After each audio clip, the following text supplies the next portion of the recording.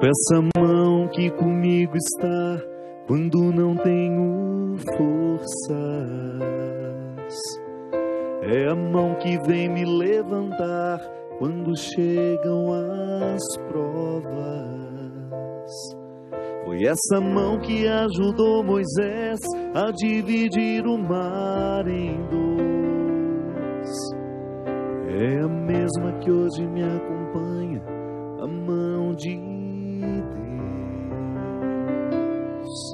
Sinto essa mão que comigo está quando não tenho forças. É a mão que vem me levantar quando chegam as provas.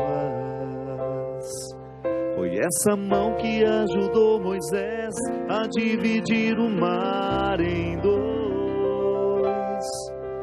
É a mesma que hoje me acompanha, a mão de Deus. É a que me sustenta quando eu vou cair. É a que me dá forças para resistir.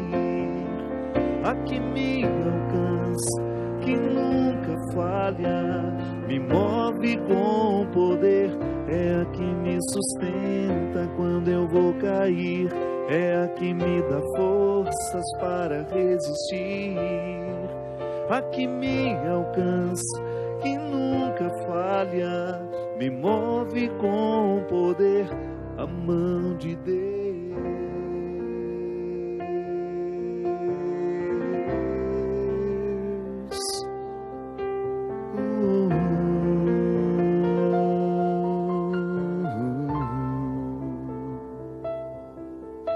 Sinto essa mão que comigo está quando não tenho forças. É a mão que vem me levantar quando chegam as provas. Foi essa mão que ajudou Moisés a dividir o mar em dois. É a mesma que hoje me acompanha, a mão de Deus. É a que me sustenta quando eu vou cair, a que me dá forças para resistir, a que me alcança, que nunca falha, me move com poder. É a que me sustenta quando eu vou cair, é a que me dá forças para resistir, a que me alcança, que nunca falha, me move com poder. A mão de Deus,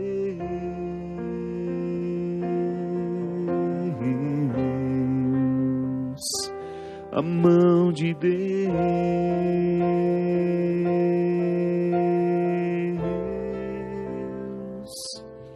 Muito boa noite, com muita alegria que nós começamos mais um programa Direção Espiritual. Obrigado você que nos acompanha, que já faz parte dessa família, que já inclui na sua agenda toda quarta-feira à noite, com reprise depois no sábado e na madrugada de domingo, este encontro comigo aqui. Essa oportunidade única que Deus nos dá de pensar na nossa vida, à luz da Sagrada Escritura, à luz também dos acontecimentos. É sempre muito saudável a gente ter a oportunidade de pensar o nosso momento presente, mas contextualizado. Até para a gente entender um texto, a gente precisa do contexto. Às vezes a gente não consegue ter uma boa visão da vida, é porque a gente só foca naquilo que está acontecendo. Mas quando você abre o leque para ver os acontecimentos, tudo aquilo que lhe envolve nesse momento, a sua visão fica mais aperfeiçoada. É assim que a gente supera os momentos de dificuldade. É assim que a gente cresce como pessoas, quando a gente se oportuniza um olhar mais amplo das realidades que nos envolvem. Essa música fala que Deus nos ampara, que nos sustenta com seu cuidado, com seu amor. Mas é muito especial quando a gente percebe que esse cuidado de Deus na nossa vida se dá a partir das crises que nós enfrentamos. Pode parecer um pouco contraditório, né? Deus me amar, me permitindo crises, porque não há outra forma de crescer. Tudo aquilo que você enfrentou na vida, que lhe foi penoso, você pode ter certeza que foi importantíssimo para você chegar aonde você chegou. Para se passar no vestibular é preciso estudar, o sofrimento do dia a dia. Para se tornar um bom profissional, você precisa se dedicar aos estudos. E assim a vida vai. Depois, para você aperfeiçoar ainda mais a sua vida profissional, vai ter de fazer muito curso, muita especialização. É assim que funciona. Então, é impossível retirar o crescimento da parceria com o sofrimento. Não é que a gente seja masoquista, não. Basta você enfrentar as questões diárias e você terá uma boa dose de motivos, de razões para acreditar no poder curativo que o sofrimento tem na nossa história. E é interessante porque nem Jesus foi poupado disso. Aqui no Evangelho de Marcos, há uma passagem em que Jesus enfrenta o seu momento de crise e o enfrenta com muita lucidez, sem perder a ternura, sem perder a sabedoria. O texto diz assim: chegaram a uma propriedade chamada Getsêmani e Jesus disse aos discípulos: sentai-vos aqui enquanto eu vou orar. Levou consigo Pedro, Tiago e João e começou a sentir pavor e angústia. Jesus então lhes disse: sinto uma tristeza mortal, ficai aqui e vigiai comigo. Jesus foi um pouco mais adiante, caiu por terra e orava para que aquela hora lhe fosse possível e que passasse dele. Ele dizia: Abba, Pai, tudo é possível para ti. Afasta de mim este cálice. Mas seja feito não o que eu quero, porém o que tu queres. E quando voltou encontrando os discípulos dormindo, Jesus disse a Pedro: Simão, estás dormindo? Não foste capaz de ficar vigiando uma só hora comigo? Vigiai e orai para não cairdes em tentação. O espírito está pronto, mas a carne é fraca. Jesus afastou-se outra vez, orou repetindo as mesmas palavras. E voltou novamente e encontrou-os dormindo, pois os seus olhos estavam pesados de sono. Eles não sabiam o que responder. Ao voltar pela terceira vez, ele lhes disse: ainda dormis e descansais? Basta, chegou a hora. Vede, o Filho do Homem está sendo entregue às mãos dos pecadores. Levantai-vos, vamos, aquele que vai me entregar está chegando. Quem já teve a oportunidade de estar em Jerusalém, certamente visitou o Getsêmani, que é esse lugar onde nós temos aquele jardim de oliveiras lindo, o jardim da agonia, um lugar muito especial. Aliás, um lugar que nos inspira uma profunda reflexão, porque ele naturalmente nos joga para o contexto deste acontecimento. O Getsêmani é a prensa onde as olivas, né, o fruto das oliveiras, são prensados para que se extraia o azeite. Aquela grande pedra que vai esmagando as olivas para que elas possam liberar o azeite. É interessante a gente pensar que o Getsêmani é o lugar onde você retira o que há de melhor do fruto. Sim, se a oliva não for esmagada, não se chega ao azeite que ela pode oferecer. É preciso que o movimento daquela grande pedra arranque do pequeno fruto o que ele tem de melhor. Não é à toa que Jesus foi sofrer num lugar deste, né? E não é à toa que essa construção literária nos coloca diante de uns momentos mais difíceis da vida de Jesus. Ele está prestes a ser morto, prestes a enfrentar todo o sofrimento da tarde santa, daquela sexta-feira que para nós dentro da Semana Santa é um momento especial para a nossa reflexão também, mas Jesus está prestes a viver o seu Calvário e Ele sabe disso. Ele chama os amigos para estarem com Ele, e nem esses amigos são capazes de participar do sofrimento dele. É interessante isso, né? Porque o que Jesus queria ali naquele momento era a companhia de amigos. Você entende muito bem que também no momento do seu sofrimento você não gosta de ficar sozinho.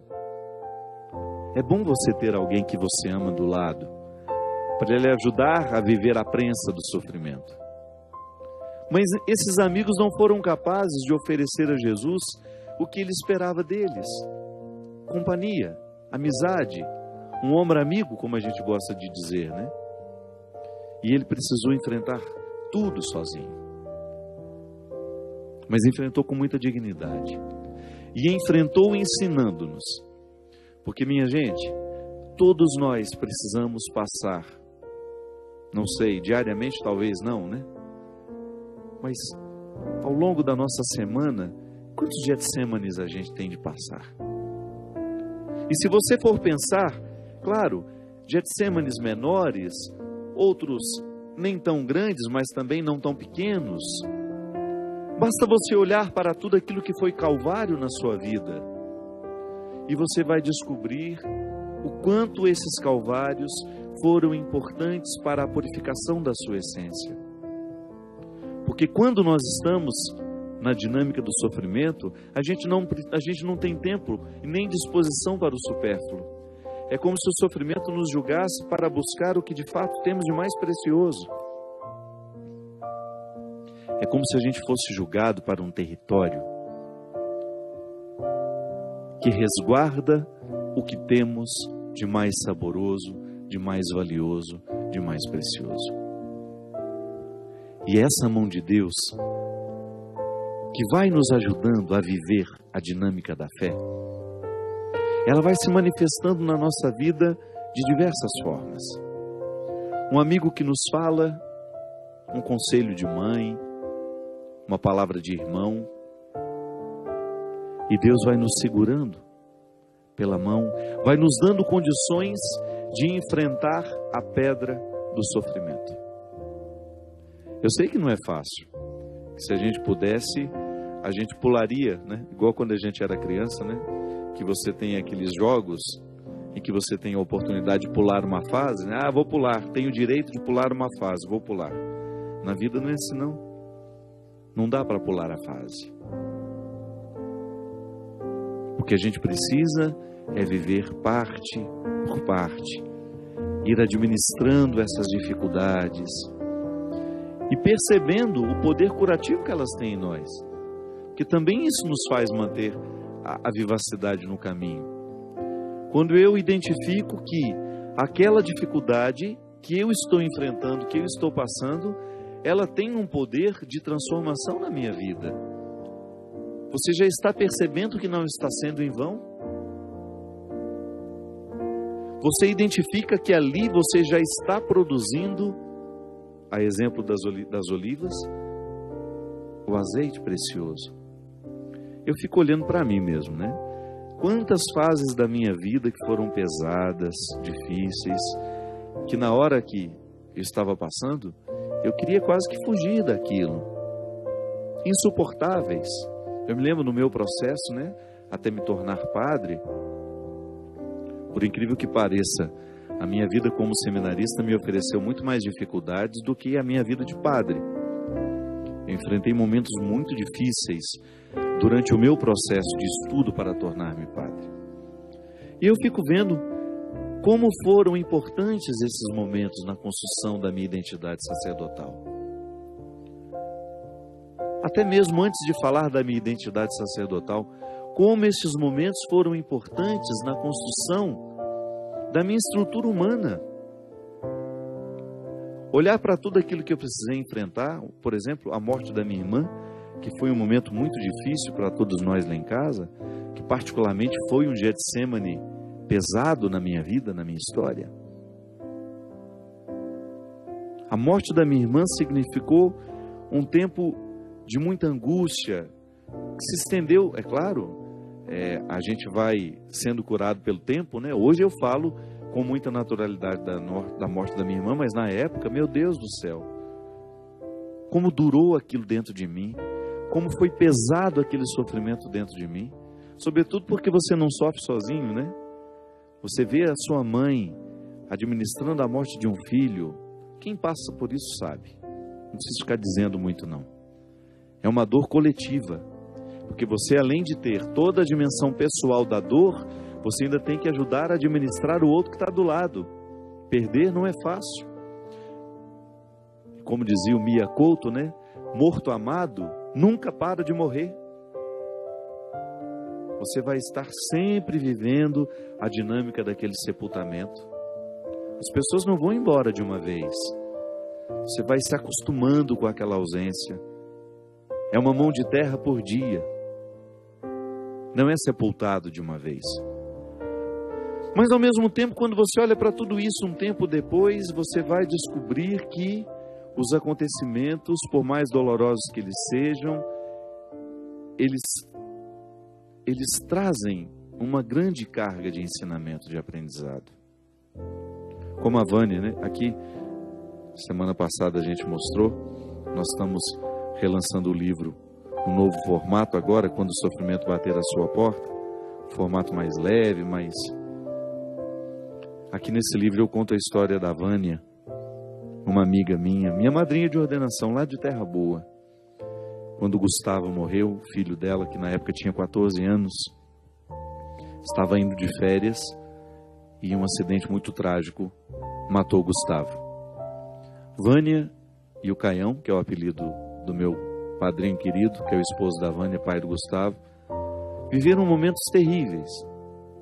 Eu estive o tempo todo ao lado deles, morava lá naquela época em Terra Boa, e vi como foi difícil para aquela família o sepultamento daquele menino. Eu vi de perto essa dor. Como foi penoso para eles sepultarem o filho, o corpo, e também todas as esperanças, todos os sonhos que os pais, que eles alimentavam junto àquele menino. Porque quando morre um filho, morrem sonhos, morrem esperanças, morrem projetos. E você precisa conviver com tudo isso. É o Getsemane deles, né? Eu acredito que tenha sido o pior Getsemane daquela família. Sim, e ainda administrar o sofrimento dos 2 filhos, da Thaís e do Alessio. Um tempo depois, eu acho que um ano e meio, eu de volta naquela casa, já não morava mais em Terra Boa, tinha ido jantar com eles. E aí estávamos na sala, eu, Caião e Vânia, conversando, e de repente entrou esse assunto. E a gente falava do quão doloroso foi enfrentar aquele momento. E a Vânia, eu me lembro, derramando uma lágrima assim, muito serena já naquele rosto, porque a Vânia é uma grande mulher, é uma pessoa que sofre com muita dignidade, sempre foi uma mulher de muita dignidade. Quando aquela lágrima correu e ela me disse assim, a morte do Gustavo foi o momento mais difícil da minha vida, mas foi também o mais especial, porque eu pude visitar no meu coração algumas realidades que nenhuma outra alegria havia me proporcionado. A morte do meu filho me levou a um autoconhecimento que até então eu não havia conquistado. É claro que a gente não deseja isso a ninguém. É claro que é muito melhor a gente crescer mesmo sem esses Getsêmanes tão cruéis. É claro que nós não desejamos a morte dos nossos filhos para a gente poder crescer. Não. Mas o fato é que quando o sofrimento bate à nossa porta, como sugere bem este livro, o que a gente mais precisa fazer é olhar esse sofrimento de perto. Não desviar os olhos dele. E prestar atenção no que ele pretende nos dizer. Para que ele não seja em vão.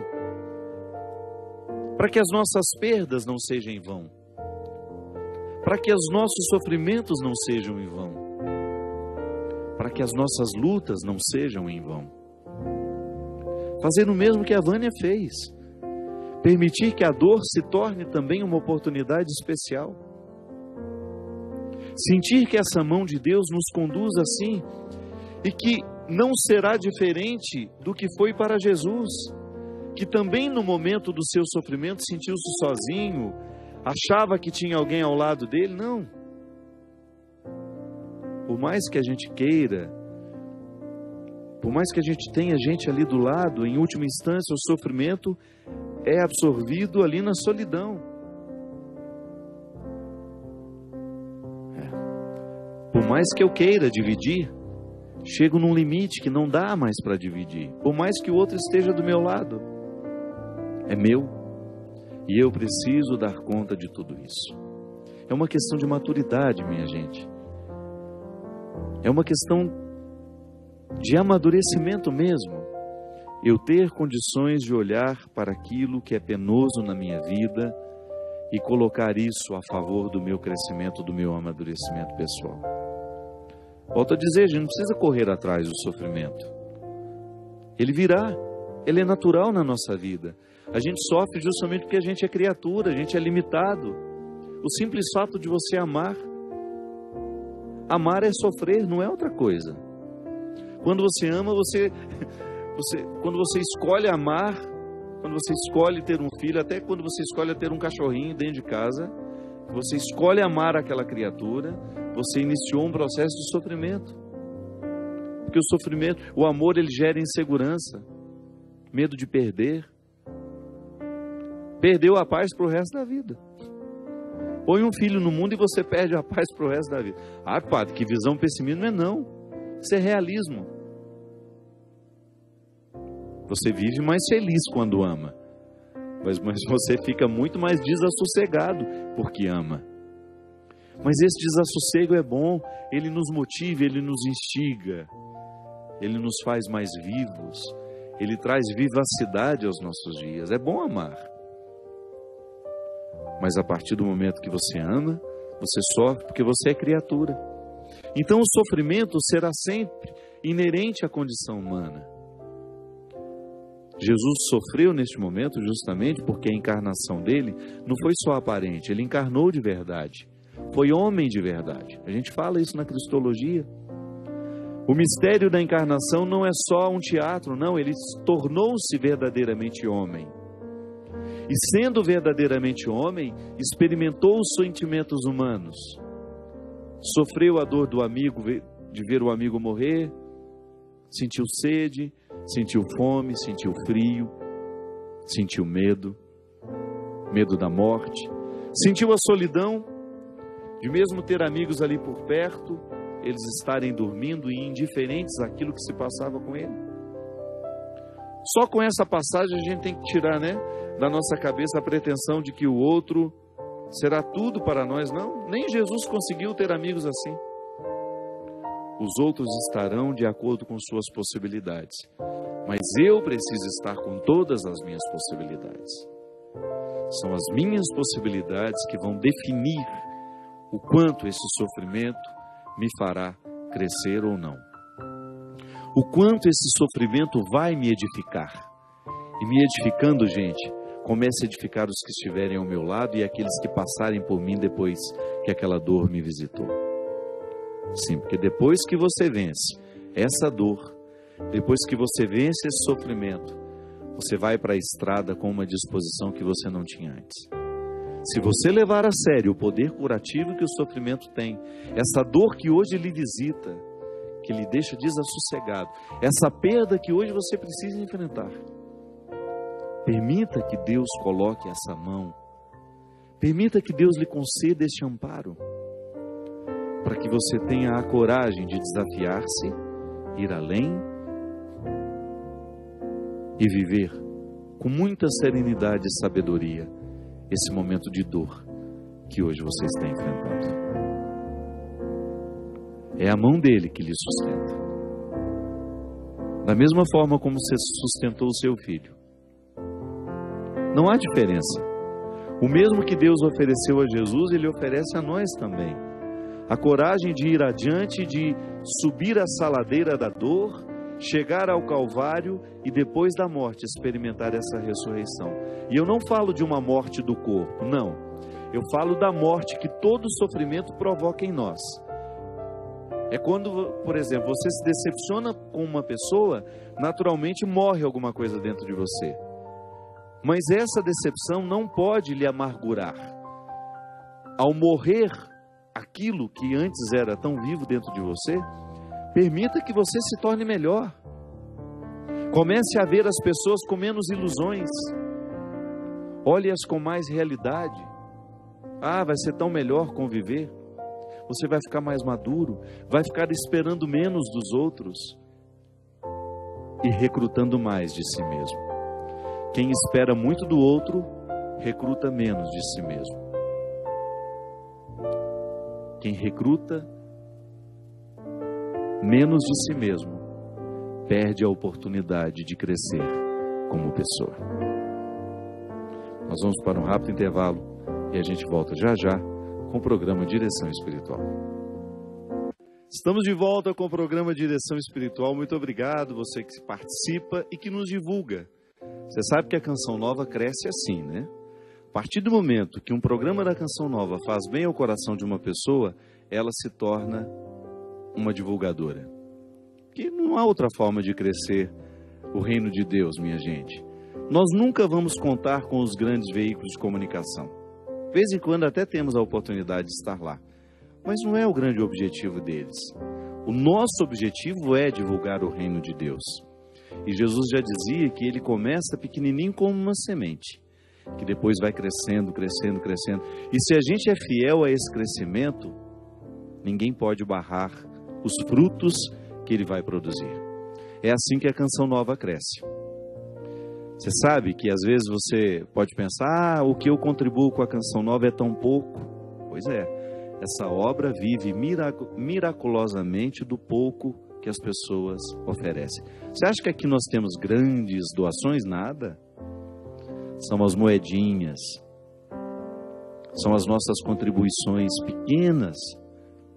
Tudo aquilo que nós fazemos aqui, você sabe que ninguém aqui tem salário, não. Claro, os meninos dos câmeras sim.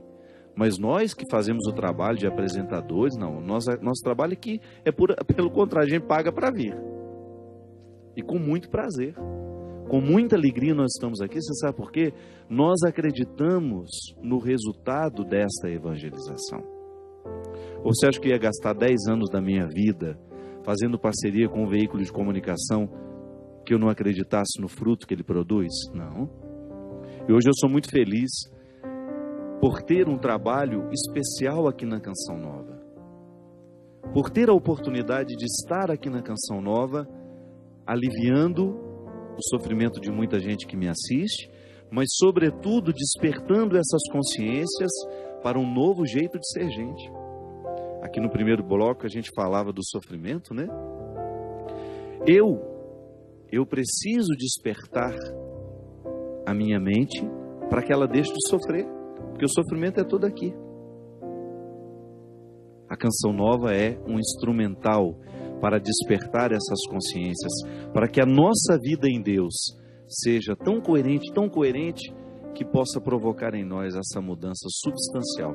Porque quando existe a coerência do Evangelho na nossa vida, nós naturalmente vamos buscar, nós vamos encontrar o melhor caminho a seguir. Hoje nós não temos o Christian, mas temos o Lucas. Muito obrigado, meu querido amigo. Primeira vez aqui no programa com a gente. Espero que volte sempre. O nosso Christian vive de férias, então não vai ser muito difícil você ser convidado. Deve estar na Noruega, na Dinamarca, ele está sempre viajando. A gente estava falando que o sofrimento, ele é produzido na nossa mente, né? Tudo aquilo que você sofre porque passa pelo seu pensamento. Eu sei que no dia a dia a gente costuma referir-se ao coração como a sede dos sofrimentos.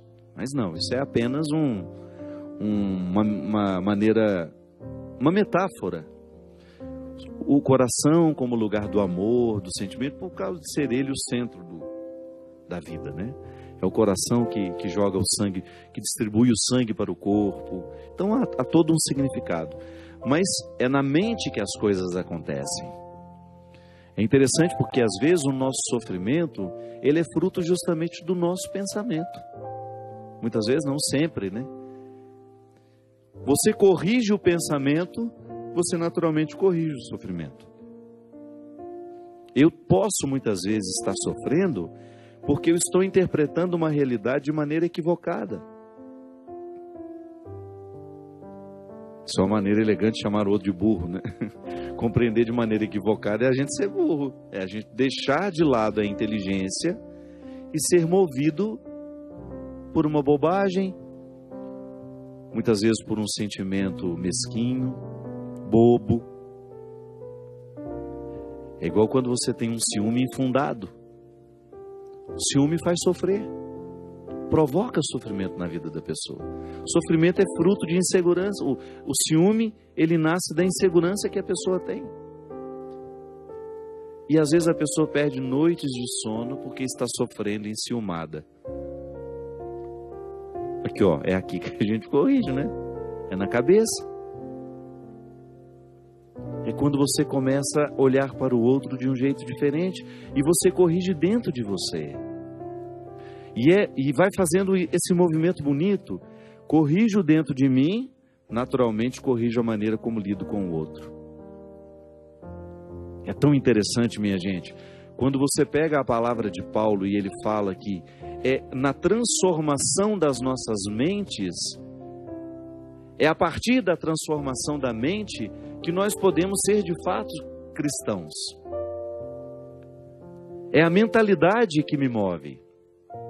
Nós estamos vendo o nosso país passando por momentos tão difíceis, tanta corrupção vindo à tona,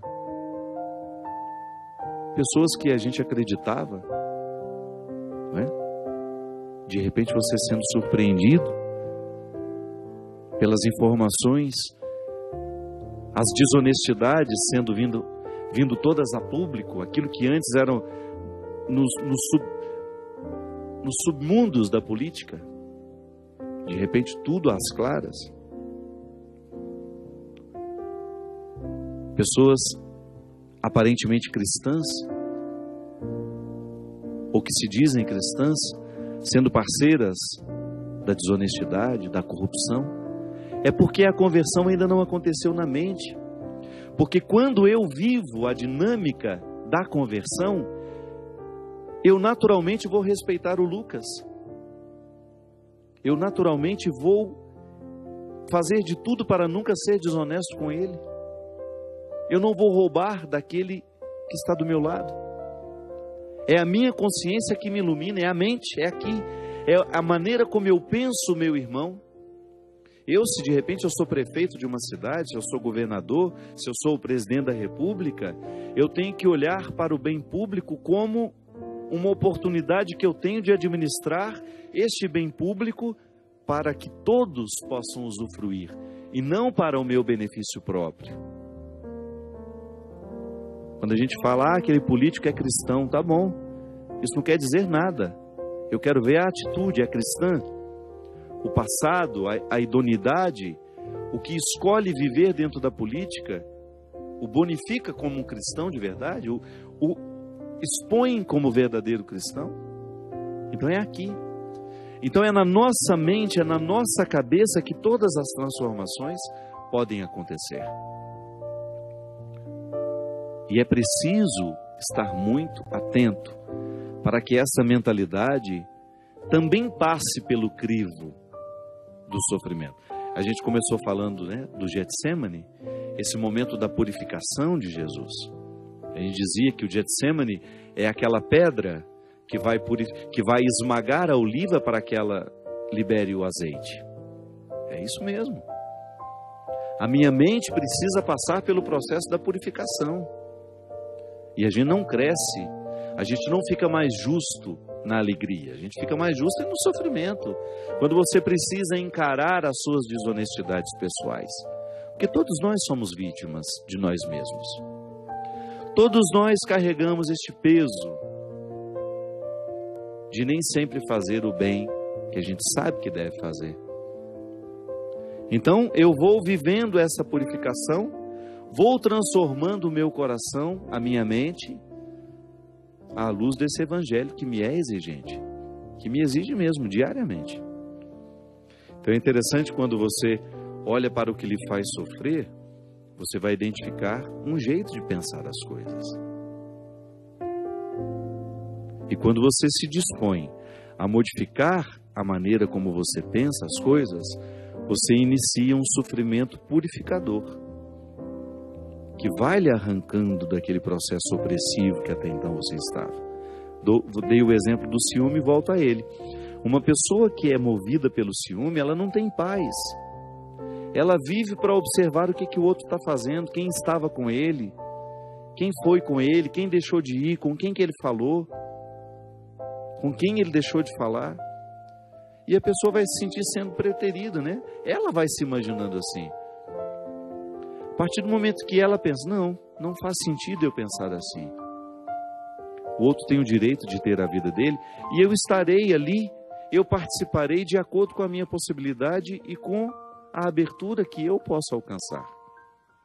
Aí, naturalmente, você começa a pensar diferente o outro e você. Agora, quando eu percebo que o meu pensamento é capaz de me libertar das minhas angústias, você ganha um grande aliado, que é a reflexão. A reflexão é o melhor remédio para curar as nossas angústias, os nossos sofrimentos, porque quando refletimos com sabedoria,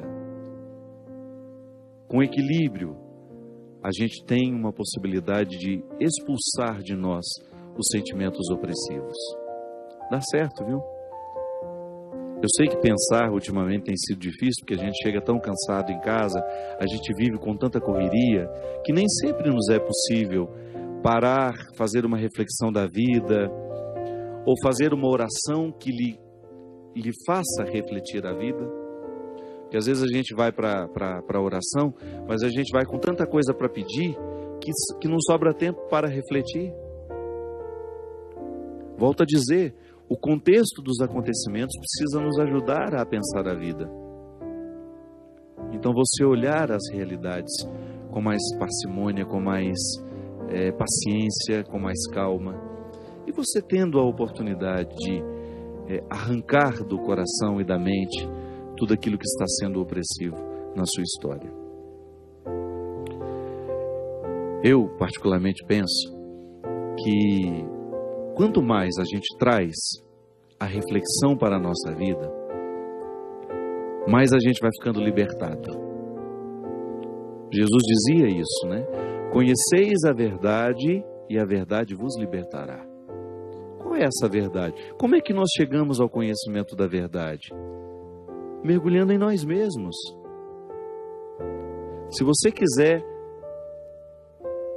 conhecer a verdade, você tem que mergulhar em si mesmo.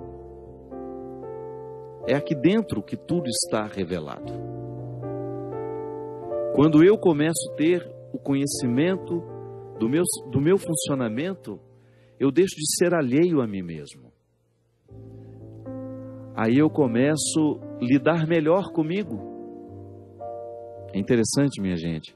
Também muitos dos nossos sofrimentos nascem e são mantidos porque a gente não sabe lidar muito bem com a gente. Passamos às vezes uma vida inteira, né? Sem se aventurar. A gente passa a vida sem se aventurar na experiência do autoconhecimento. A gente vive para fora demais. A gente vive o tempo todo para fora, para fora, para fora. Isso vai nos tornando pessoas fúteis, sem consistência. E é tão triste isso, quando você percebe que está lhe faltando consistência. Porque quando nos falta consistência, a gente não para em pé. Do ponto de vista humano. Jesus deu conta de viver o Getsêmani dele, apesar do sofrimento, apesar de ter achado difícil, a Sagrada Escritura nos diz isso, ele deu conta por causa da consistência humana que ele alcançou ao longo da vida. Jesus não brincou de ser gente. Ele levou a sério a possibilidade de ser o filho de Maria, de ser o filho de José.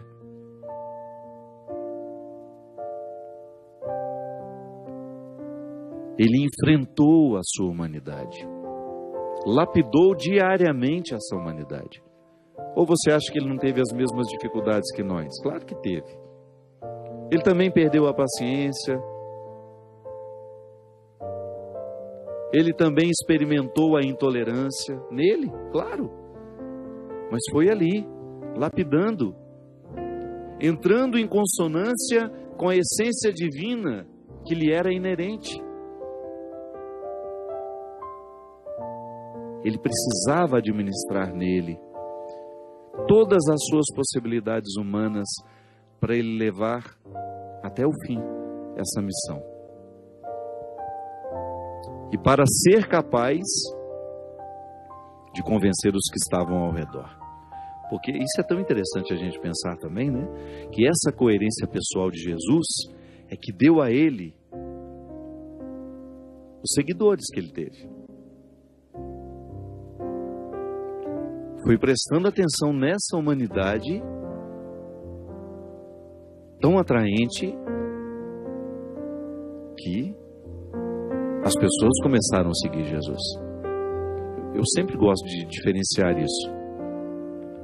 Antes de fazer uma experiência de Jesus, Filho de Deus, as pessoas faziam uma experiência de Jesus, Filho de Maria e José. Um ser humano inesquecível.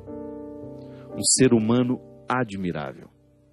Pode parecer herético, não, mas não é não. Não há divisão aqui.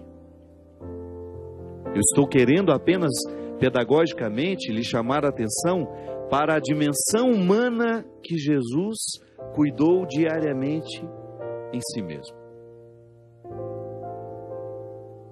Mesmo porque o Cristo glorificado somente depois da ressurreição.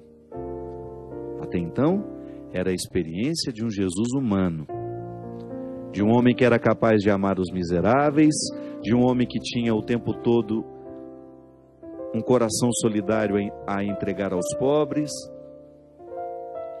de um homem que era capaz de se aproximar dos leprosos, das prostitutas, dos ladrões, que tinha palavras bonitas, transformadoras, que tinha um discurso atraente, porque apresentava uma nova maneira de ver o ser humano e Deus, e tinha uma maneira diferente de interpretar o ser humano na relação com esse Deus.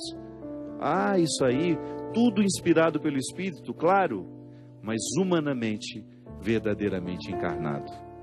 Um ser humano inesquecível. Um ser humano formidável, poderíamos dizer. Um ser humano com coragem, um ser humano com determinação, que fez da sua oportunidade humana uma experiência divina. Porque eu vivo aqui o mesmo desafio. Eu também tenho a filiação divina. Claro, diferente de Jesus, mas eu estou mergulhado pelo meu batismo nele, você também está. Então nós temos a oportunidade de viver também esse aprimoramento humano, claro, com mais esforço, porque eu sou pecador, você também, mas nós somos auxiliados pela graça divina. O Cristo glorioso está manifestado em mim, concedendo-me diariamente coragem e força, graças, para que eu tenha condições de vencer o pecado que me habita, que me puxa, que me arrasta. E aí, o sofrimento se torna para mim uma oportunidade de aprender essa força, essa dinâmica que fez Jesus ser tão atraente no seu tempo. Sim, porque nós precisamos ser cristamente atraente aos que nos observam. A vida cristã que nós praticamos precisa ser atraente aos outros. E será atraente à medida em que ela for consistente, quando ela não for da boca para fora, quando ela for um valor internalizado em nós. Quando ela for de fato uma maneira de pensar, um jeito de ser, que nos leva adiante, que nos faz estar no mundo e para o mundo com a mesma missão que Jesus esteve. Claro, nós somos muito limitados, mas foi Ele mesmo que nos disse que nós podemos fazer as mesmas coisas que Ele fez. Nós também podemos expulsar o demônio do mundo, nós também podemos expulsar a injustiça do mundo, nós também podemos proclamar a verdade e estabelecê-la como uma regra de vida. Basta a gente ter disposição de sofrer toda vez que for difícil ser assim. Não ter medo do sofrimento que nascerá desta opção cristã. Sim, para eu ser cristão, eu preciso sofrer diariamente os desafios da vida cristã. Ah, mas o fruto é muito bom, porque a gente se torna uma pessoa muito melhor a partir dessa luta. Derrame sobre nós, sobre os nossos corações, sobre as nossas vidas, a bênção e a proteção do céu, do Deus Todo-Poderoso, Pai, Filho e Espírito Santo. Amém. Até a semana que vem, se Deus quiser. Sinto essa mão que comigo está quando não tenho forças. É a mão que vem me levantar quando chegam as provas. Foi essa mão que ajudou Moisés a dividir o mar em dois. É a mesma que hoje me acompanha, a mão de Deus. Sinto essa mão que comigo está quando não tenho forças. É a mão que vem me levantar quando chegam as provas. Foi essa mão que ajudou Moisés a dividir o mar em dois. É a mesma que hoje me acompanha, a mão de Deus. É a que me sustenta quando eu vou cair, é a que me dá forças para resistir, a que me alcança e nunca falha, que move com poder, é a que me sustenta quando eu vou cair, que me dá forças para resistir, a que me alcança e nunca falha, me move com poder. A mão de